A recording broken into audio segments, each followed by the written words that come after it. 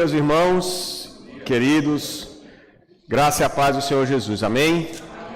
Que bênção, logo pela manhã, assim nós podemos participar da ceia do Senhor, participar de um momento especial também do sacramento do Senhor, o batismo. É muito emocionante ver esse compromisso sendo firmado e o Senhor abençoando as famílias no meio do seu povo. Queridos, eu não sabia que hoje era ceia, eu não sabia, mas eu não lembrava. Então, foi do agrado do Senhor, pela misericórdia dele, que o texto que nós vamos estudar hoje é um texto muito conhecido, então muito provavelmente a gente não vai ter dúvidas, a gente vai passar suavemente por ele nesses próximos 40 minutos, mais ou menos, que nós teremos. Então, eu sei que os irmãos já sabem que nós, pela manhã, na escola dominical da nossa igreja, nós estamos estudando o Evangelho de... Muito bem, o Evangelho de João. Então, hoje nós estamos no capítulo 2, graças a Deus o presbítero respondeu. Capítulo 2 de João, e eu já peço, aqui nós vamos ter... fiz alguns slides apenas para nos ajudar no compartilhar da palavra do Senhor. Nós vamos ler o Evangelho de João, capítulo 2, do versículo 1 ao versículo 12. E nós vamos fazer uma análise do texto, tentar analisar, não exegeticamente versículo por versículo, mas nós vamos tentar destacar algumas coisas interessantes que a gente pode pensar, talvez algumas dúvidas que a gente pode ter no texto, e depois faremos algumas aplicações para encerrarmos. E João capítulo 2, verso 1 a 12, a palavra do Senhor diz assim, acompanhe na sua Bíblia, meu irmão. O texto é sobre um evento muito conhecido de todos, as bodas em Caná da Galileia. E diz o texto sagrado, é palavra inspirada por Deus, então eu peço a reverência e o discernimento para nós ouvirmos essa palavra como de fato ela é palavra de Deus. 3 dias depois, houve um casamento em Caná da Galileia, achando-se ali a mãe de Jesus, e Jesus também foi convidado com os seus discípulos para o casamento. Tendo acabado o vinho, a mãe de Jesus lhe disse, eles não têm mais vinho. Mas Jesus lhe disse, mulher, que tenho eu contigo? Ainda não é chegada a minha hora. Então ela falou aos serventes, fazei tudo o que ele vos disser. Estavam ali 6 talhas de pedra que os judeus usavam para as purificações. E cada um levava 2 ou 3 metretas. Jesus lhes disse, enchei de águas as talhas. E eles as encheram totalmente. Então lhes determinou, tirai agora e levai ao mestre-sala. Eles o fizeram. Tendo o mestre-sala provado a água transformada em vinho, não sabendo de onde viera, se bem que o sabiam os serventes que haviam tirado a água, chamou o noivo e lhe disse, todos costumam pôr primeiro o bom vinho, e quando já beberam fartamente, servem o inferior. Tu, porém, guardaste o bom vinho até agora. Com este deu Jesus princípio a seus sinais em Caná da Galileia. Manifestou a sua glória e os seus discípulos creram nele. Depois disso desceu ele para Cafarnaum com sua mãe, seus irmãos e seus discípulos e ficaram ali não muitos dias. Até aqui a leitura da palavra do Senhor. Que o Senhor aplique essa leitura ao nosso coração. Vamos ter mais uma palavra de oração, meus queridos? Feche seus olhos e peça que o Senhor fale ao seu coração nessa manhã. Senhor Deus, meu Pai, muito obrigado, Senhor, por esse dia maravilhoso que o Senhor está nos dando. Um dia que começou com chuvas, um dia que podemos ver agora o sol brilhando, um dia que podemos testemunhar, Senhor, e abraçar esse novo membro da aliança, ó Pai, aqui através do batismo, e te agradecemos pela oportunidade de renovar também essa aliança contigo através desses elementos, esses símbolos que foram colocados aqui, o pão e o fruto da videira. Te agradecemos, Senhor, porque o Senhor reina soberanamente, faz tudo conforme o conselho da tua santa e bendita vontade. E quem é o homem para que te lembres dele, ó Deus, ou que possa dizer ao Senhor, por que fazes assim? Mas nesse momento, Senhor, humilhados diante da Tua presença, porque tudo o que temos, somos, vem de Tua mão, Senhor. Nós chegamos até aqui porque o Senhor nos trouxe até aqui. A palavra que lemos é a Tua palavra, a vida que temos é a vida que o Senhor tem nos dado e renovado sobre nós. O alimento que comemos é o Senhor que tem providenciado de forma tão generosa para nossas vidas. Tudo que temos, somos, a nossa família, os nossos filhos, os nossos pais, o Senhor, foi do Teu agrado, Senhor, na história da redenção, fazê-lo da forma como temos experimentado. E nós nos humilhamos diante da Tua soberania, da Tua glória, da Tua majestade. E pedimos pela Tua misericórdia, mais uma vez nessa manhã, que apesar de nós pecadores, pequenos, diante de um Deus tão grandioso, pedimos que o Senhor fale conosco, que o Senhor, nessa manhã, fale através da Tua palavra, que é bendita e poderosa, que o Teu Santo Espírito ministre ela aos nossos corações, para a glória do Teu santo nome. Em nome de Jesus, opera isso aqui, opera isso na classe dos jovens, através do Teu servo Betânio, para as crianças, ó Deus, e aonde o Teu Evangelho está sendo pregado pelos Teus servos, Senhor, não só no nosso país, aonde a Tua palavra está sendo ministrada nesse dia que separamos para adoração ao Teu nome. Edifica a Tua igreja, Senhor, aperfeiçoa um povo santo para o dia glorioso do Senhor que nós tanto aguardamos e hoje lembramos com esses elementos da ceia. Em nome de Jesus nós Te oramos, agradecidos. Amém. Bom, queridos, então como vocês viram, esse texto é muito lembrado nos casamentos, né? O texto das bodas de Caná, o primeiro milagre que Jesus realizou. Eu queria só, para ficarmos todos na mesma página, contextualizar um pouco, embora que os irmãos sabem que eu não sou bom de introduções, eu teimo em me estender um pouco nelas, mas eu queria contextualizar um pouco os irmãos até onde nós estamos. Nós estivemos estudando o primeiro capítulo de João, e João ele tem uma perspectiva, ele tem uma pegada diferente dos outros 3 evangelhos que são conhecidos como sinóticos. João, ele diferentemente dos outros, que começa contando a história do nascimento de Jesus, de alguma forma. Mateus fala da visita do anjo Gabriel a José, fala dos magos do Oriente. Lucas traz aquela descrição assim detalhada sobre a visita a Isabel, depois a visita do anjo Gabriel a Maria, o cântico de Maria, Jesus chegando novinho para ser apresentado no templo, o cântico de Simeão, de Ana. Lucas tem esse tom de mais detalhamento desse primeiro momento de Jesus. João ele começa diferente porque ele tem uma proposta diferente. João ele é o último dos evangelhos a ser escrito, muito provavelmente. Alguns evangelhos já estavam circulando entre as igrejas do primeiro século, e ele traz Jesus, muito provavelmente para combater determinadas heresias que já apareciam naquela igreja do primeiro século, realçando e reforçando a ideia de que Jesus era o Filho de Deus. Jesus era, de fato, o Filho de Deus. E é por isso que ele começa o seu evangelho totalmente diferente. Ele começa dizendo, não do nascimento de Jesus, mas que Jesus era Deus. No princípio, era o Verbo. Era. Ele não nasceu. No princípio, era o Verbo. O Verbo estava com Deus e o Verbo era Deus. Então, ele tem essa intenção de apresentar Jesus como o Filho de Deus. Ao mesmo tempo, esse evangelho parece reforçar o tempo todo que ele é de fato o Eu Sou, tão conhecido do Velho Testamento. Deus muitas vezes se revela, e especialmente quando ele se revela a Moisés, ele diz, quando Moisés pensa assim, meu Deus, eu vou chegar lá no povo e eu vou dizer o quê? Quem me enviou? Aí Deus diz assim para Moisés, diga ao povo, Eu Sou me enviou. Ele é o grande Eu Sou. Deus é o Deus indefinível, indescritível. E ele simplesmente é de eternidade a eternidade. E Jesus, ele é esse Eu Sou. Agora, sobre a forma de um homem. E várias vezes nesse evangelho a gente vai ver essa declaração. Começa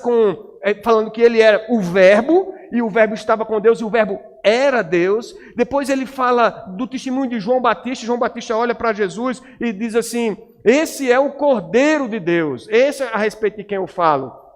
E a gente vai ver no evangelho também Jesus mesmo dizendo: eu sou o bom pastor. Eu sou a água viva, eu sou a videira e vós são os ramos. Então, essa definição do eu sou está também bastante presente no Evangelho de João. Mas se você tiver curiosidade de fazer uma leitura, não uma leitura analítica, uma leitura dessas passando em todos os capítulos, você vai ver que tem uma mensagem que é muito presente no Evangelho de João, que é a mensagem, que é o propósito de João de escrever o livro. Ele sempre está dizendo: olha, essas coisas aconteceram para que vocês creiam, para que as pessoas que estavam ali crescem que ele é o Filho de Deus. E João repete essa intenção. João, quando escreve sobre um milagre, ele não está falando somente do milagre para todo mundo dizer: nossa, que legal, vamos orar para que Deus possa repetir esse milagre, porque ele é Deus, porque nós agora estamos na graça e vamos repetir isso, podemos fazer maiores coisas do que ele fez. Não, João o tempo todo ele está dizendo: olha, isso aqui aconteceu para que crescem. Esse é o propósito, e a gente vai ver isso repetidas vezes, desde as primeiras narrativas no Evangelho, para que as pessoas ali, nesse texto que nós lemos, ele termina finalizando isso no versículo 11, com este deu Jesus princípio a seus sinais em Caná da Galileia, manifestou a sua glória, e os seus discípulos creram nele. Quando ele se encontra com Nicodemos, ele diz: Nicodemos, podes crer. Você precisa crer. Todo o que nele crê. Deus amou o mundo de tal maneira que deu seu Filho para que todo o que nele crê não pereça, mas tenha vida eterna. Ele se encontra com a samaritana no capítulo 4, aí João narra e diz assim, na conversa dele com a samaritana, ele diz: você pode crer, vem a hora, já chegou, que os verdadeiros adoradores adorarão o Pai em espírito e em verdade. E ele vai insistindo nessa ideia. Muitos outros creram, falando dos samaritanos. E ele termina essa narrativa, esse evangelho, lá no capítulo 20 do Evangelho de João, capítulo 20, verso 31, reforçando ainda a ideia de que esse era o propósito dele quando ele escreveu o livro. Ele diz no versículo 30 e 31, na verdade, fez Jesus diante dos discípulos muitos outros sinais que não estão escritos nesse livro. Então, João está dizendo: olha, eu escrevi isso aqui, não foi para dizer tudo que Jesus fez. Ele fez muitas outras coisas, muito mais do que eu escrevi aqui nesse livro. Estes, porém, foram registrados para quê? Creais que Jesus é o Cristo, o Filho de Deus, e para que, crendo, tenhais vida em seu nome. Esse é o propósito do livro. Escrever, falar do que Jesus fazia, falar de como Jesus agia, do que Jesus falava, para que as pessoas que lessem o Evangelho, para as pessoas que vissem a vida de Jesus, crescem que ele era o Filho de Deus e, crendo nele, tivessem vida verdadeira. Então, o contexto imediato daquilo que nós lemos hoje pela manhã, que foi João capítulo 2, é que nós chamamos de prólogo, que foi ensinado aqui já, dos versos 1 até o verso 14. Que bênção essa água. O prólogo do verso 1 ao 14... João falando a respeito de Jesus como o Verbo de Deus. Depois ele fala do testemunho de João Batista, dos versos 15 até o verso 31. João Batista, aquele que veio, o predecessor, o precursor do caminho do Senhor, preparando, endireitando o caminho para a vinda de Cristo Jesus, pregando já o arrependimento. E ele diz: esse é o Cordeiro de Deus que tira o pecado do mundo. Jesus é batizado, versículo 32 a 34, e agora eu tenho um outro testemunho, que é o testemunho do Espírito Santo descendo sobre ele, sobre a forma de uma pomba, e assim que que João vai descrever, que o próprio João Batista testemunhou, dizendo: aquele sobre quem vires descer e pousar o Espírito, esse é o que batiza com o Espírito Santo. E o chamado dos primeiros discípulos, que nós vimos aqui o pastor Flávio ensinando no domingo passado. Vocês lembram quem são os primeiros discípulos de Jesus, segundo a narrativa de João? Muito bem, André. Quem mais? Simão, porque André era irmão de Simão. Então, a pregação começa em casa. André seguia João Batista, possivelmente ele e o próprio João que está escrevendo, porque João ele tem uma mania esquisita para um escritor, que é se omitir, se colocar sempre no anonimato. Quando vai falar sobre ele vai falar aquele a quem Jesus amava. Ele não diz assim: olha, eu estava lá com João Batista. Ele diz assim que André e outro discípulo. Então, acredita-se que talvez esse outro discípulo seja o próprio João. Então, esses dois foram os primeiros discípulos que agora vão ao encontro de Jesus. Jesus os chama para estar com ele, para ver onde ele está assistindo. A gente não dá ideia nem que seja necessariamente uma casa. E André corre e vai chamar o seu irmão Simão Pedro. Depois de chamar Simão, Filipe também passa a seguir a Cristo, aí a partir dos versos 43 do capítulo 1. E depois de Filipe, o último aqui que é registrado, completando os primeiros 5 discípulos, que é Natanael, né, o verdadeiro israelita em quem não há dolo. Então, iniciamos nesse contexto, chegando nesse momento, Jesus está com 5 discípulos em princípio, e ele diz o texto aí, é uma referência temporal, que 3 dias depois do que aconteceu, a conversa com Natanael era de Caná da Galileia. Se você olhar no texto, lá no capítulo 21, no comecinho do texto, vai dizer que Natanael era dessa região. Então Jesus estava ali por perto e 3 dias depois, né, do momento lá com Natanael, houve um casamento em Caná da Galileia. Diferentemente dos casamentos hoje, né? O pessoal diz que casamento hoje está cada vez mais complicado, né? No tempo que eu casei já era complicado organizar casamento, mas hoje está um negócio cinematográfico, hollywoodiano, e não sei o que. Eu ia falar eu ia citar um exemplo, mas não vou citar não, para preservar as fontes. Mas está uma coisa absurda. Mas a gente acha complicado casamento hoje, né? Com muitos detalhes. Aqui, casamento durava 7 dias. Era uma semana. Era uma semana você hospedando o povo, sendo anfitrião, dando de comer, de beber para a turma. E houve um casamento desse em Caná da Galileia, diz o texto. Caná era uma cidadezinha que ficava a uns 10 quilômetros ao norte de Nazaré, de onde Jesus havia vindo, e agora Jesus estava por lá começando o seu ministério. Havia tido esse encontro, estava com 5 discípulos, um deles da própria região, que era o próprio Natanael. Mas veja, de quem é o casamento?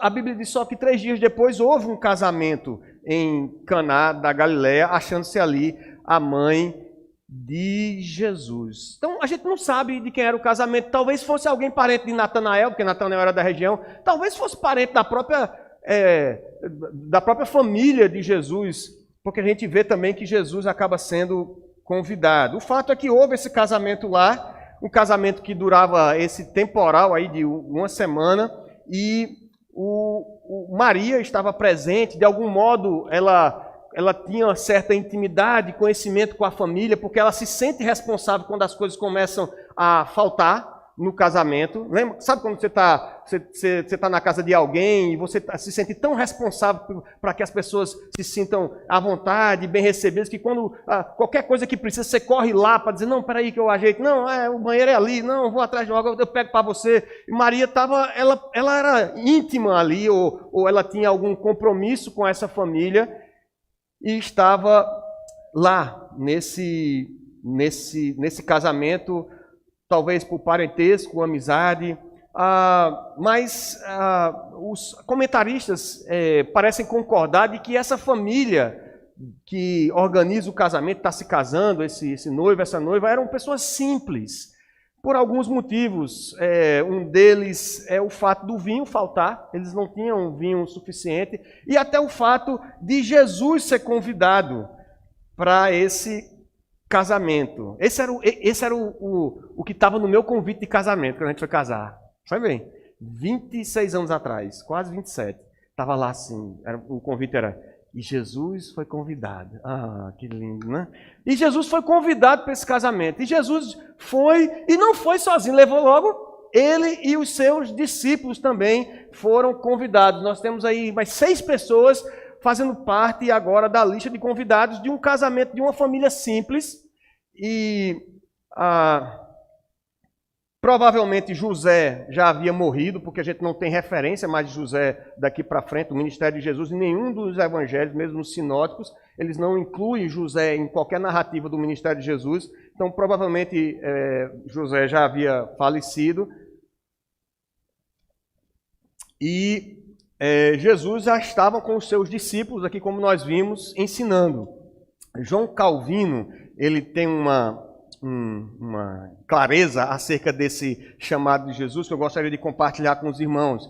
Ele diz assim, pode-se pensar estranho, no entanto, que um homem que não tem grande riqueza ou abundância, como será evidenciado pela escassez do vinho, convida 4 ou 5 pessoas por conta de Cristo. Mas os pobres são mais dispostos e mais francos em seus convites, porque eles não têm, como os ricos, medo de serem desonrados, se não tratam seus convidados com grande preço e esplendor.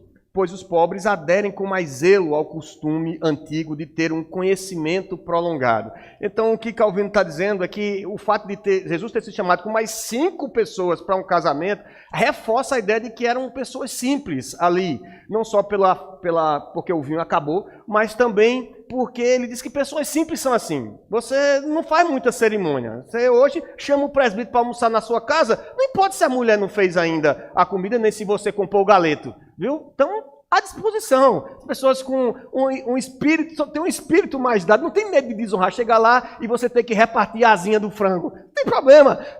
Pessoas com coração humilde, pessoas mais simples, são assim, menos dadas a essa preocupação de desonrar os outros, de ter esse medo, né, de desonrar os demais. E Jesus então vai, e não vamos chamar os discípulos de penetras, né, porque seria indelicadeza com André, Pedro e Filipe, Natanael, mas Jesus vai e leva esses 5 com ele. Mas acontece uma coisa que é muito constrangedora em qualquer festa. Imagina você estar numa festa e você vem para a cerimônia de casamento, tá, beleza, todo mundo aqui e torcendo pelos noivos. Aí quando o pastor diz amém, você nem espera, você já corre lá para a recepção, procura o melhor lugar, próximo. Eu não estou dizendo que eu faço isso não, tá, meus irmãos? É uma situação importante. Aí você procura um lugar próximo de onde os garçons estão saindo. Você, cara, tá bem, não, aqui e tal. E de repente para de passar o refrigerante, a água, para de passar o suco, a bebida, e aqui era bebida alcoólica. Aí você para de passar e você fica agoniado. Você diz, rapaz, esse negócio aqui eu vou ficar entalado aqui comendo no seco. Que festa mais... O cara me chama para uma... A irmã está rindo ali. O cara me chama para uma festa de casamento. Uma pessoa não é tão honrada. O presbítero chama e não tem nem o que beber aqui. E aconteceu isso. Maria, que estava ali preocupada com a organização, se as coisas estavam dando certo, ela percebe essa falta de vinho. Se hoje, hoje a gente tem muita variedade de bebida em recepções, em cerimônias, celebrações, na época o vinho especialmente tinha uma importância singular, uma importância maior no mundo antigo. Se a gente for olhar lá o Salmo 104:15, o salmista vai dizer que onde há vinho há alegria, que o vinho é relacionado à alegria. Isaías 25:6, Joel 2:19, Zacarias 10:6 e 7, relacionam o vinho à esperança futura. Então, ter vinho era sinal de alegria, era sinal de esperança.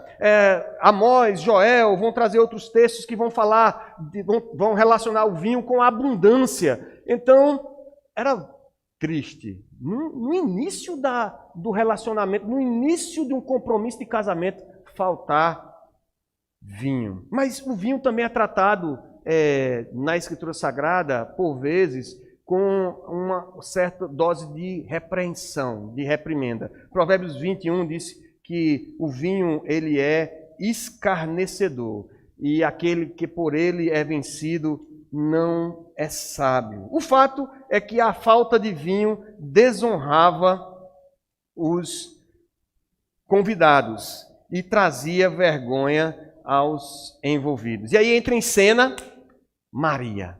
Maria, mãe de Jesus, está lá e tendo acabado o vinho, diz o verso 3, a mãe de Jesus lhe disse, chega para Jesus e diz assim, eles não têm mais vinho. Conversa com ele e eu fiquei pensando, meu Deus, por que essa mulher foi falar com Jesus? Jesus não tinha feito nenhum milagre até então. Por que é que ela foi lá falar com Jesus? Isso é uma pergunta que inculca em muitos comentaristas e muitos tentam responder o porquê Maria foi trazer essa informação. Como eu tenho uma alma, como eu sou pecador mesmo, eu fiquei pensando, rapaz, sabe o que é isso? Sabe, mãe, quando quer chamar a atenção do filho, mas nenhum dos comentaristas falou isso, tá, meus irmãos? Todos eles foram extremamente respeitosos e zelosos com Maria. É porque os irmãos me permitam abrir esse parênteses. Porque tem mãe assim que ela, quando você leva 5 amigos para uma festa e que de repente foi convidado por educação e tal, a mãe chega para o filho e diz assim, tá vendo? Faltou vinho. Você trouxe 5, faltou vinho. Possivelmente Maria não fez isso. Alguns acreditam que Maria teria falado com Jesus como um exemplo para nós de que quando a gente não sabe o que fazer, que é para Ele que a gente tem que recorrer.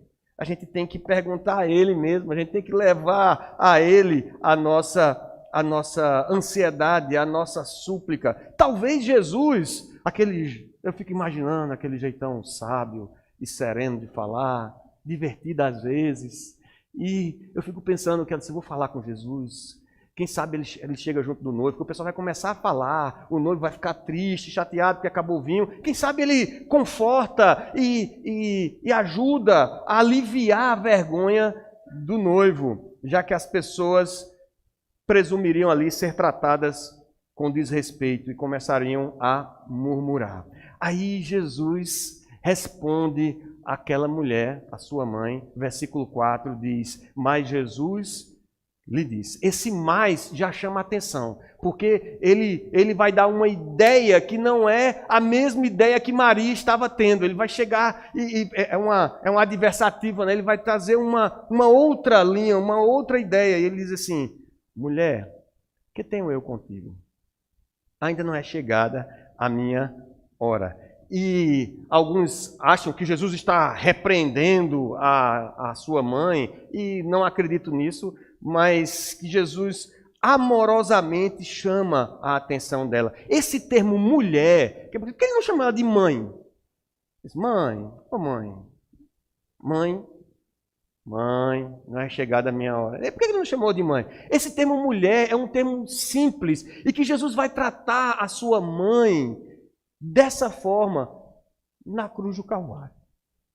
Também quando ele está sofrendo, padecendo dor e que ele se compadece da sua mãe, ele diz, mulher, eis aí teu filho, apontando para João o evangelista. Então não é uma mulher, pelo amor de Deus, é uma mulher tratado com amor, com simplicidade, mas é também uma ruptura. Parece que Jesus está tentando demonstrar para ela que a partir daquele momento ela não tem mais a ingerência sobre a vontade dele, como antes. Se você abrir a sua Bíblia Em Lucas 2,51, se alguém abrir a Bíblia em Lucas 2,51, antes de mim, pode começar a ler. Se não abrir, eu vou ler assim que encontrar. Lucas 2,51, o texto da palavra de Deus diz assim: e desceu com eles para Nazaré. Isso depois, quando Jesus era uns 12 anos, se perdeu lá em Jerusalém, perdeu não, né? Jesus não se perdeu. Os pais foi que não encontraram ele estava lá no templo ensinando. E diz a Bíblia que, versículo 51, e desceu com eles para Nazaré, e era-lhes submisso. Sua mãe, porém, guardava todas essas coisas no coração. Jesus era submisso a seus pais, em obediência, mas agora não era mais hora. Jesus já havia sido batizado, Jesus já havia recebido a autenticação, a chancela do Espírito Santo como sinal da pomba descendo sobre ele no batismo. Começa o seu ministério chamando os seus seguidores. A mãe de Jesus não tem mais nada a ver com o seu ministério, em termos de dizer a ele o que ele deve fazer e o que não deve fazer. E cá para nós, mãe gosta de fazer isso, não é? Meu filho, não vá, meu filho, cuidado com o seu trabalho, meu filho. Mãe gosta de fazer isso. Não gosta, né? É só uma impressão minha. As mães da França fazem isso. Mas Jesus está dizendo, mulher, que tenho eu contigo? Não é chegada a minha hora. Agora, a hora agora, a partir daquele momento, é de fazer a vontade de Deus. Jesus precisa mostrar a Maria que seu ministério começou e seu relacionamento com ela agora é diferente. Não é de total submissão, sujeição ao que ela espera, o que ela pretende, o que ela quer. Ele não é mais o filho de Maria, de Maria lá de Nazaré. Ele é o filho do homem, como assim mesmo ele se referiu. O filho de Deus, que se submete exclusivamente à vontade do Pai. Então o termo mulher não é desrespeitoso. As palavras de Jesus não são também de negação. Jesus não diz assim, como a gente diz, a mãe da gente quando vai pedir qualquer coisa, a gente diz logo, não. Jesus diz assim, mulher, que tenho eu contigo? Não é chegada a hora. Ele não está dizendo não. E eu não lembro se é o Matthew Henry ou se é o Calvino, que ele diz assim, atrasos de misericórdia não são negações da oração. Aqueles que esperam os favores de Cristo devem observar suas ordens com pronta obediência. Jesus não está dizendo que não vai fazer nada. Jesus só está dizendo que não é a hora. E quando nós chegamos ao Senhor para colocar qualquer das nossas ansiedades, nossas súplicas, nossos pedidos diante dele, a gente tem que submeter à vontade dele e não achar que ele deve submeter à nossa vontade. Pois não? Sim.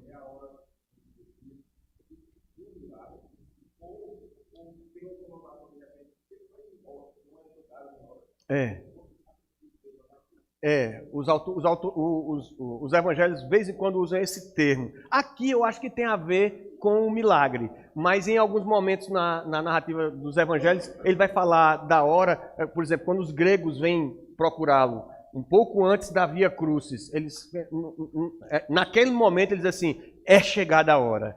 Até então, ele não ia ser entregue, ele tinha que fazer seu ministério, passar os seus 3 anos ensinando, curando, mas chegou aquele momento em que ele tinha que ser entregue nas mãos do povo.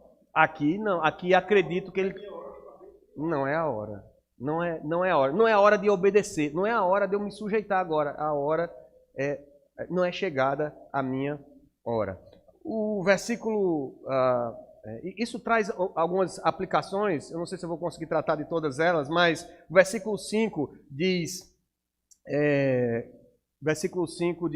então ela falou aos serventes, fazei tudo o que ele vos disser. Maria entendeu que Jesus não estava dizendo não. De alguma forma, as palavras de Jesus fez com que ela entendesse que Jesus, ele talvez tivesse um outro propósito, um propósito maior do que só salvar a festa do casamento.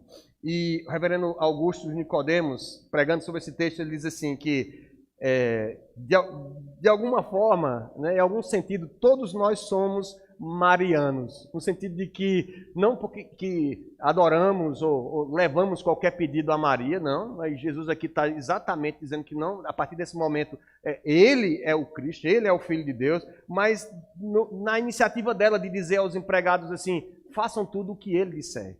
Fazei tudo o que ele vos disser. Jesus tinha condição de cuidar do problema. E aí nós chegamos no versículo 6 e tinham ali umas talhas que cabiam, cada talha cabia quase 100 litros de água, e essas talhas eram usadas para as lavagem de mãos, alguns rituais de purificação que os judeus tinham, lavagem de mãos, lavagem de utensílios, depois ali da celebração, e ocorre um milagre. Agora, diferentemente dos milagres hoje, esse milagre ocorre sem alarde algum. É quase secreto o milagre. Jesus não chama todo mundo e diz, agora todos, olhem para mim. Eu vou transformar a água em vinho. Jesus não faz isso. Jesus chama os empregados. Ninguém está sabendo o que está acontecendo. Ele chama os empregados. Tanto é que o autor, ele tem que dizer assim, que os empregados sabiam o que tinha acontecido. Porque ninguém sabia. Quando o mestre Sala recebe o vinho para tomar, ninguém sabia o que tinha acontecido. Aí aqui a gente tem um parênteses aqui. Se bem que os serventes sabiam porque participaram do processo. Mas Jesus não faz alarde, ele quase que secretamente, como o próprio Deus, apenas pela ordem da sua palavra, traz a matéria à existência, traz a vida à existência, ele faz com que a água transforme-se em vinho. Versículo 9 e versículo 10 diz o texto que do testemunho agora do mestre Sala, um cerimonialista, a pessoa encarregada pela organização da festa, muito provavelmente, ou pessoa de um posto mais alto aqui na festa, diz que ele experimenta e ele tenta explicar o que está acontecendo, talvez pela condição financeira da família. Ele diz, rapaz, que coisa louca.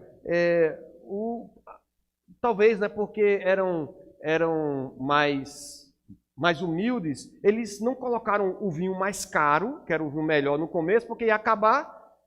Então eles guardaram o vinho melhor para o final. É assim o entendimento do mestre Sala. Porque, na verdade, o costume era exatamente outro. Era de você dar o melhor vinho, a turma começava... E o autor diz que, trazendo a fala do mestre Sala, diz, todos costumam pôr primeiro o bom vinho, e quando já beberam fartamente, e algumas traduções estão dizendo, quando eles já estão bêbados, quando eles já estão altos, aí dá o outro, porque aí o cara já não sabe, ele nem escuta direito, ele já não sabe mais o que é bom, o que é ruim, pode botar água, e o costume era esse, diluir o vinho na água, e o caboclo tomava lá 6 dias, 7 dias de festa, ele vai saber lá se é bom, se é ruim, lá pelas tantas, e ele diz, vocês fizeram o contrário, vocês deram o vinho mais fraco no começo, e esse vinho é excelente, esse vinho é reserva, né? O versículo 11 diz que com isso, com este, Deus, Jesus, princípio aos seus sinais em Caná da Galileia, manifestou a sua glória. Aqui está o objetivo de João escrever, deixar isso registrado. Foi o primeiro sinal, e ele com isso manifestou a sua glória. E os seus discípulos creram nele. Aqui a gente desmente muitos evangelhos apócrifos que existiram depois, que a igreja aceitou alguns evangelhos que vieram, evangelho da natividade, evangelho de Judas, que diz que Jesus, quando era criança, fazia, por onde andava, nascia florzinha no caminho onde ele andava, ou amaldiçoava e a pessoa afuminada e tal, umas histórias, uns mitos que se inventou acerca da infância de Jesus. Esse foi o primeiro sinal. O primeiro sinal. E esse termo é sensacional.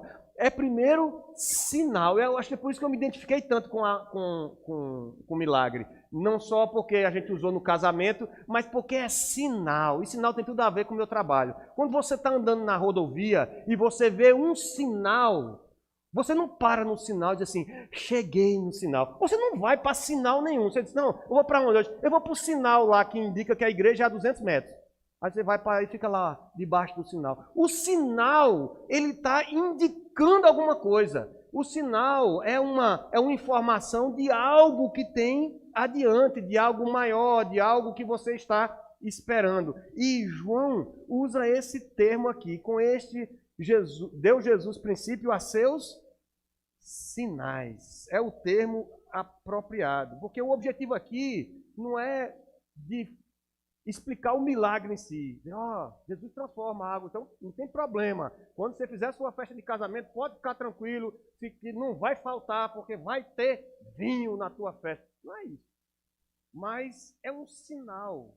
Assim como um sinal de trânsito aponta para um local ou uma conduta que deve ser assumida, ele é apenas um aviso de algo adiante, que é o próximo objetivo. E João diz o que esse sinal aponta. Ele aponta para a glória de Deus. Com isso deu Jesus início a seus sinais em Caná, manifestou a sua glória e os seus discípulos creram nele. Está alinhado com todo o restante do livro. Quando você, domingo que vem, quando você vir sobre a purificação do templo, quando você lê a purificação, você diz, rapaz, que coisa louca. Jesus chega e faz um chicote e sai batendo no povo e derrubando as mesas. Que raiva que Jesus estava. Apenas aponta para o objetivo que João quer mostrar agora. Nesse primeiro momento do livro, João está atestando a identidade de Jesus. É o Cordeiro de Deus, é o próprio Deus, o Verbo que se fez carne. Ele é o dono da casa. Ele diz assim, a minha casa será chamada casa de oração, se referindo ao profeta, mas vós transformaste em covil de salteadores. Eu sou o dono da casa chegou. E é por isso que ele vai sair derrubando as coisas, porque ninguém estava respeitando mais a palavra do Senhor, o dono da casa. Esse é o objetivo do sinal, esse é o objetivo do milagre. E em seguida, essa perícia termina, se você parar no versículo 12, Cafarnaum vai ser a sede do ministério de Jesus. Ele desceu com sua mãe, seus irmãos e seus discípulos, havia discípulos e havia os irmãos de Jesus, a família de Jesus estava ali acompanhando nesse momento. Em algum momento vai tentar tirar Jesus do ministério, porque acha que está meio louco, o negócio está meio fora do controle, mas os irmãos de Jesus aqui estão nesse momento o acompanhando. Algumas aplicações, meus irmãos, peguei até os slides. Algumas aplicações, depois dos sinais. Ok. Primeiro, J.C. Wiley, que escreve esse livro aqui do Meditações do Evangelho de João, ele traz uma primeira aplicação que é importante, que não é o objetivo principal de João escrever um livro, de fazer esse registro, mas é uma aplicação importante, é que Jesus começa a fazer o seu primeiro sinal numa festa de matrimônio. Porque o casamento, por mais que se diga por aí, que está fadado ao fracasso, que é uma instituição arcaica, fracassada, falida,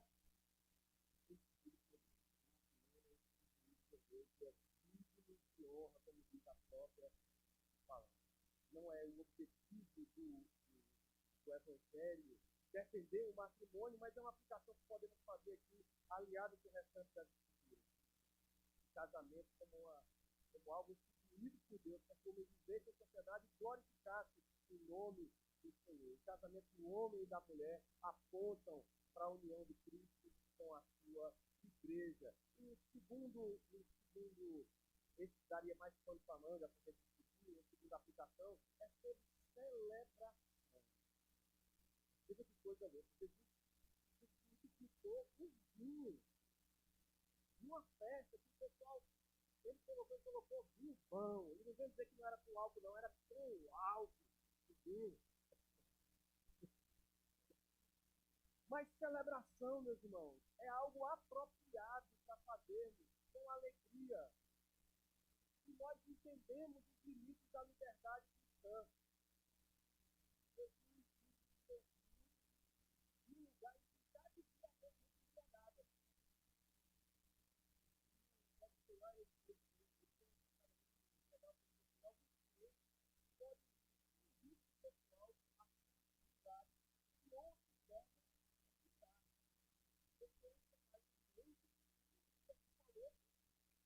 pode beber, meu amigo. Então hoje, depois de tudo que a gente faz, vamos